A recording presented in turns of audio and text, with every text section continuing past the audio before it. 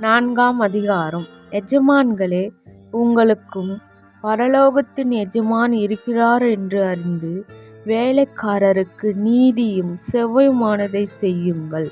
இடைவிடாமல் ஜெபம் பண்ணுங்கள். ஸ்தோத்திரத்துடன் ஜெபத்திலே விழித்திருங்கள். கிறிஸ்துவனுடைய இரகசியத்தின் நிமித்தம் கட்டப்பட்டிருக்கிற நான் அந்த இரகசியத்தைக் குறித்து பேச வேண்டிய பிரகாரமாய் பேசி அதை வெளிப்படுத்துவதற்கு திருவசனம் சொல்லும்படியான வாசலை தேவன் திறந்தருளும்படி எங்களுக்காகவும் வேண்டிக் கொள்ளுங்கள். புறம்பே இருக்கிறவர்களுக்கு முன்பாக ஞானமாய் நடந்து காலத்தை பிரயோஜனப்படுத்திக் கொள்ளுங்கள். அவனவனுக்கு இன்னினபடி உத்தரவு சொல்ல வேண்டுமென்று நீங்கள் அறியும்படிக்கு உங்கள் வசனம் எப்பொழுதும் கிருபை பொருந்தினதையும் உப்பால் சாறுமேறினதாயும் இருப்பதற்காக பிரியமான சகோதரனும் உண்மை உள்ள ஊழியக்காரனும் கர்த்தருக்குள் எனக்கு உடன் வேலையாளுமாயிருக்கிற தீகுக்கு என்பவன் என் செய்திகளை எல்லாம் உங்களுக்கு அறிவிப்பான்.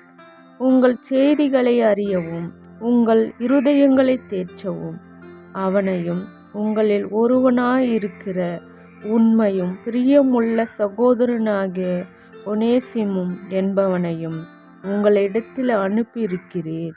அவர்கள் இவ்விடத்து செய்திகளை எல்லாம் உங்களுக்கு அறிவிப்பார்கள். என்னோடு கூட காவலில் இருக்கிற அரிஸ்தர்க்கு உங்களுக்கு வாழ்த்துதல் சொல்லுகிறான். பர்பனாவுக்கு இனத்தானாகிய மார்க்கு வாழ்த்துதல் சொல்லுகிறான்.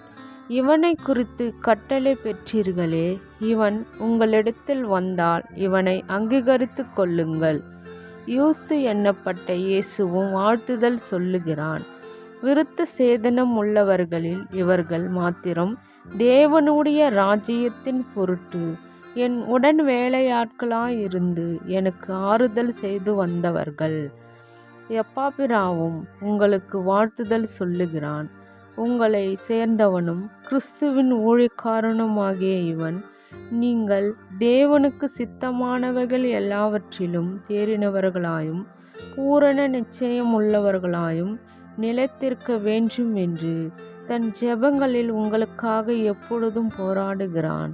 இவன் உங்களுக்காகவும் லவோதிகேயருக்காகவும் எராபேலில் இருக்கிறக்காகவும் மிகுந்த ஜாக்கிரதையுள்ளவராய் இருக்கிறார் என்பதற்கு நான் சாட்சியாக இருக்கிறேன்.